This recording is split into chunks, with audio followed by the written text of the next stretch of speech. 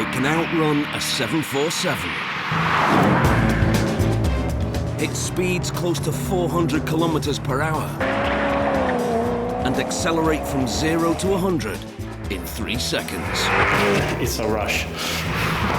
If you haven't driven a really fast car, you can't imagine the power.